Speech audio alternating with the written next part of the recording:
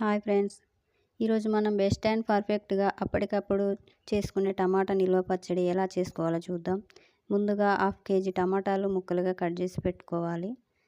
Next pan పెట్టి oil వేసి ఆయిల్లో టమాటా ముక్కలు వేసుకోవాలి. ఇందులోకి నిమ్మకాయ సైజ్ అంత చింతపండు, 1 స్పూన్ ఉప్పు, 1/2 టీ స్పూన్ పసుపు వేసి 2 మినిట్స్ తర్వాత 1 స్పూన్ మెంతులు, 1 స్పూన్ జీలకర్ర వేసి టమాటాలు మెత్తగా ఉడికిన తర్వాత చల్లార్చి గ్రైండ్ చేసుకోవాలి. పోపు పెట్టుకోవడానికి ఆయిల్ వేసి 1 స్పూన్ శనగపప్పు, 1 స్పూన్ ఆవాలు, 1 స్పూన్ జీలకర్ర, ఒక గుప్పెడన్ని వెల్లుల్లి కచ్చపచ్చగా దంచి వేసుకోవాలి. నెక్స్ట్ కరివేపాకు, పసుపు వేసి 1/2 టీ స్పూన్ ఇంగువ వేసి 1/2 టీ స్పూన్ జీరా మెంతుల పౌడర్ వేసి ఇందులోకి పల్లీలు కూడా వేసుకోవచ్చు. ఇవన్నింటిని లో ఫ్లేమ్లో వేపుకున్న తర్వాత 2 స్పూన్స్ కారం వేసి గ్రైండ్ చేసుకున్న టొమాటోను పోపులో వేసుకొని లో ఫ్లేమ్లో 10 మినిట్స్ ఉంచి ఆయిల్ పైకి తేలే వరకు ఉంచాలి. అంతే, అప్పటికప్పుడు చేసుకునే టమాటా నిల్వ పచ్చడి రెడీ.